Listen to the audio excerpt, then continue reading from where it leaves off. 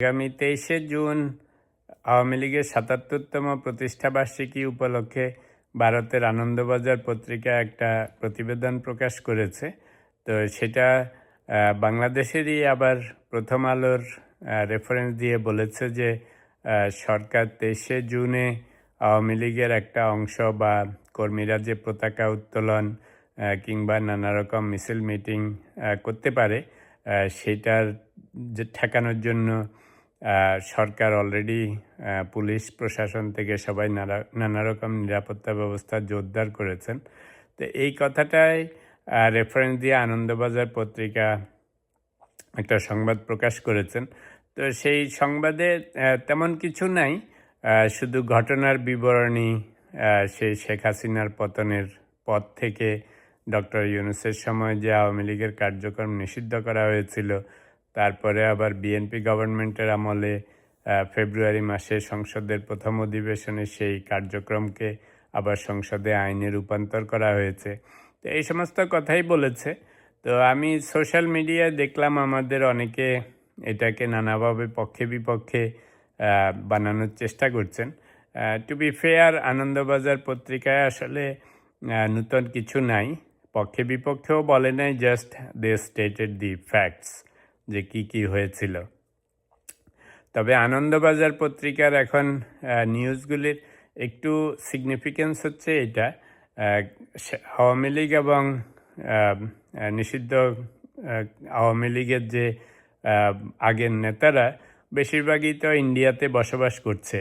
তো ফলে আনন্দবাজার পত্রিকায় এটা আমরা অ্যাসিউম করতেই পারি যে কোনো না কোনোভাবে আনন্দবাজার পত্রিকার সাংবাদিকদের বা সংবাদপত্রের সাথে নিষিদ্ধ ঘোষিত আওয়ামী লীগের লোকজনের কিছু না কিছু যোগাযোগ তো আছে।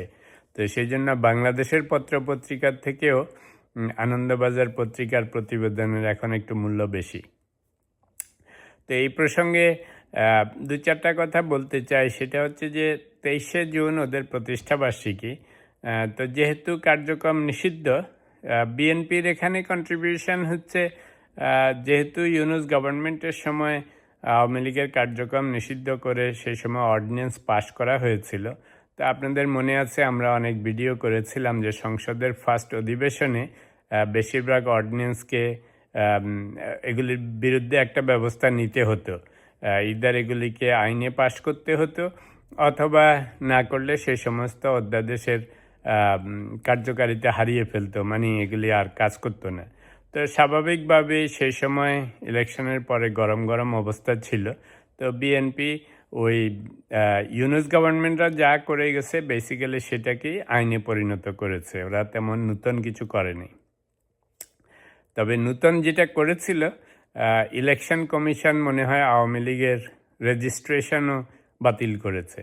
তো ফলে খালি একটু ডিফারেন্স হচ্ছে, ইউনূস গভর্নমেন্টের সময় আওয়ামী লীগের কার্যক্রম নিষিদ্ধ ছিল, কিন্তু বিএনপির আমলে ওটাকে যেমন আইনে পাশ করেছে তেমনি ইলেকশন কমিশন ওদের রেজিস্ট্রেশন বাতিল করেছে। ফলে আওয়ামী লীগ শুধু এখন যে নিষিদ্ধ দল, কার্যক্রম নিষিদ্ধ তা না, দলও নিষিদ্ধ, কারণ দলের রেজিস্ট্রেশন তো আর নেই। এনিওয়েজ, তো মূল বক্তব্য হচ্ছে যে আনন্দবাজার পত্রিকা এবং প্রথম আলো যে রিপোর্টগুলি করেছে সবটাই স্টেটিং দি ফ্যাক্টস। তো আমি কিছুদিন আগে একটা ভিডিও করেছিলাম যে আওয়ামী লীগ নিয়ে কথাবার্তা বলাটা ইল্লিগাল কিনা, বা আওয়ামী লীগের কার্যক্রম নিয়ে কথাবার্তা বলাটা ইল্লিগাল কিনা। তো আগে সেটা একটু কুইকলি ক্ল্যারিফাই করে নিই। আমি সেই ভিডিওতেও বলেছি, আমি আইনটা দেখেছিলাম। তো আইনে বলা আছে যে আপনি যদি আওয়ামী লীগ এবং আওয়ামী লীগের কার্যক্রমকে প্রমোট না করেন, ওদের রাজনৈতিক স্লোগানের সাথে না যান, মিটিং মিছিল না করেন, ওদের জন্য প্রমোট না করেন, তাহলে আপনি ঠিক আছেন। অর্থাৎ আপনি যদি রাজনৈতিক অবস্থা, বর্তমান অবস্থা সেগুলি নিয়ে আলাপ আলোচনা করেন, সেক্ষেত্রে আওয়ামী লীগের কার্যক্রম আসে, তাতে কোনো অসুবিধা নেই, as long as you do not promote them, অথবা ওদের জন্য সুপারিশ না করেন। আচ্ছা, তো সেই দৃষ্টিকোণ থেকে উই আর সেফ। আমরা আওয়ামী লীগের কার্যক্রমকেও প্রমোট করতেছি না, ওদের কিছু ভালো খারাপের জন্যও বলতেছি না, we are just talking about the political situation. তো এখন দেখা যাক যেহেতু প্রতিষ্ঠাবার্ষিকী, তো ফলে এত বড় একটা দল ছিল, সেই দলের সদস্য সংখ্যা তো আর কম নেই। জামায়াতের যেরকম একসময় নিষিদ্ধ দল ছিল, আওয়ামী লীগ তো one of the biggest political parties in Bangladesh. তো অবভিয়াসলি ওদের নিষিদ্ধ হইলেও অনেক লোকজন তো রয়ে গেছে, লোকরা তো আর বেগে যায়নি, সব নেতারা চলে গেছে।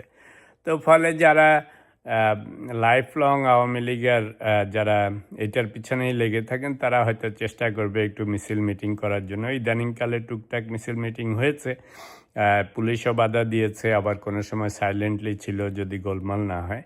তো এখন যেটা হচ্ছে, যেহেতু প্রতিষ্ঠাবার্ষিকী, তো অবভিয়াসলি একটা ফ্যাকশন তো চেষ্টা করবে ওদের যে স্লোগান দেওয়ার জন্য, মিটিং মিছিল করার জন্য, পতাকা উত্তোলন করার জন্য।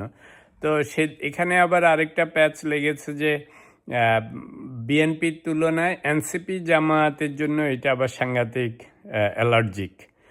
বিএনপি তো ধরেন সারা জীবন ধরে এদের সাথে যেভাবেই হোক মিলেমিশে ছিল, বা এরা পক্ষ বিপক্ষ হিসাবে ছিল। কিন্তু এখন নূতন যে ঘটনা ঘটেছে 2024-এর গণ অভ্যুত্থানের পরে, এখন এনসিপি জামায়াত হচ্ছে আরেকটা তৃতীয় পক্ষ এখানে, এবং ওদেরই হচ্ছে বেশি অ্যালার্জি আওয়ামী লীগ নিয়ে বা নিষিদ্ধ আওয়ামী লীগ নিয়ে। তো ফলে আওয়ামী লীগের কোনো রকমের উত্থানের কথা শুনলেই ওদের মাথা গরম হয়ে যাচ্ছে, ভয় ঢুকে যাচ্ছে। তো ফলে ওরা চাইবে জান প্রাণ দিয়ে আওয়ামী লীগকে ঠেকাতে। কিন্তু আবার এখানে আরও একটা প্যাচ আছে, ওনারা আবার অ্যাডভান্টেজও নিতে চাচ্ছেন। কারণ ওদের ধারণা ইলেকশনের সময় আওয়ামী লীগের অনেক ভোট বিএনপির দিকে গেছে। তো ইদানিংকালে আপনারা দেখেছেন এনসিপি আওয়ামী লীগের সেই মহিউদ্দিন আলমগীর থেকে শুরু করে এখন ওনারা দুই হাত বাড়িয়ে যে আওয়ামী লীগের সবাই আসতে পারবে যারা ভালো মানুষ। তো তার মানে হচ্ছে দুটোই ওনারা চান, মানে আগেরটাও চান, পরে নিচেরটাও চান। আগেরটা হচ্ছে যে ভোটও চাই, আওয়ামী লীগের সাপোর্টও চাই, এবং আওয়ামী লীগের লোকজন চাইলে এনসিপি জামাতে আসতে পারবে, সেরকম ভাব আছে। কিন্তু আবার আওয়ামী লীগ নামে আসতে পারবে না। আরে বাপরে, সেটার নাম শুনলেই ভয়ে একদম আকাশ বাতাস কেঁপে উঠে, হয় ভয় কেঁপে উঠে অথবা রাগে কেঁপে উঠে। এনিওয়েজ, তো এখন এই কারণেই বিএনপি সরকারেরও আবার দুটা পলিসি আছে। আপনাদের মনে আছে ইলেকশনের ঠিক আগে তারেক রহমান যখন নিউ ইয়র্ক টাইমসের সাথে, না টাইমস ম্যাগাজিনের সাথে একটা ইন্টারভিউ হয়েছিল, তো সেখানে যখন নিষিদ্ধ আওয়ামী লীগের কথা জিজ্ঞেস করেছিল, তো তখন তারেক রহমান সাহেব বলেছিলেন যে আমি রাজনৈতিক দলের নিষিদ্ধের পক্ষে না। তো কেন পক্ষে না? কারণ আজকে এদেরকে নিষিদ্ধ করা হয়েছে, আবার কালকে হয়তো আমাদেরকে নিষিদ্ধ করতে পারে, এরকম একটা কমেন্ট উনি করেছিলেন। তো আমার পয়েন্ট হচ্ছে যে ফেব্রুয়ারি মাসে যে আওয়ামী লীগকে আইনেরভাবে নিষিদ্ধ করা হয়েছে পার্লামেন্টে, সেটা কিছুটা কন্টিনিউইটির জন্য। কারণ ওনারা নতুন গভর্নমেন্টে এসছেন, আগে আওয়ামী লীগ নিষিদ্ধ ছিল, এরকম একটা কঠিন ডিসিশনকে তো আর হুট করে ইয়েস নো করতে পারবে না, বরং যেমনি ছিল এটাকে জাস্ট কন্টিনিউ করেছে, কারণ নাহলে তো আইনটা বাতিল হয়ে যেত অধ্যাদেশটা। তো সেটা করেছেন। তো বর্তমান পরিস্থিতিতে আমার যেটা মনে হচ্ছে যে সাংঘাতিক রকমের কিছু হয় নাই। আনন্দবাজার পত্রিকায়ও তেমন কিছুই লিখে নাই, খালি দে স্টেটেড দি ফ্যাক্টস, মানে যা যা হয়েছে 2024 থেকে। আর প্রথম আলো অনেকটা সেরকমই বলেছে, যে সিম্পল কথা, যে এরা তো মিছিল মিটিং করতে পারে, কিংবা স্লোগান দিতে পারে, পতাকা উত্তোলন করতে পারে। অবভিয়াসলি সবাই এভরিওয়ান নোজ ইট, রাইট? তো সেই জন্য বলছি ঘটনা এত সিরিয়াস কিছু না, বাট গভর্নমেন্ট সরকার যখন সরকারে থাকে, তাদের কাজ হচ্ছে জানমালের নিরাপত্তা নিশ্চিত করা। তো ফলে পুলিশ প্রশাসনকে তো অ্যালার্ট করতেই হবে, যে যাতে কোথাও কোনো মিছিল মিটিং গণ্ডগোল না হয়। কারণ আওয়ামী লীগ করতে গেলে আবার এনসিপি জামাতরাও ঝাঁপিয়ে পড়তে পারে, বিএনপির লোকও হয়তো বাধা দিতে পারে, ইউ নেভার নো। তো সেই জন্য বলছি যে সব কিছুই এক্সপেক্টেড, এবং সব রিপোর্টগুলিও normal, nothing out of ordinary, at least I don't see anything. সেটা আনন্দবাজারেও দেখি না, প্রথম আলোতেও দেখি না, পুলিশের কার্যক্রমেও, রেড অ্যালার্টেও কিছু দেখি না। এগুলি সবই হচ্ছে বিজনেস অ্যাজ ইউজুয়াল।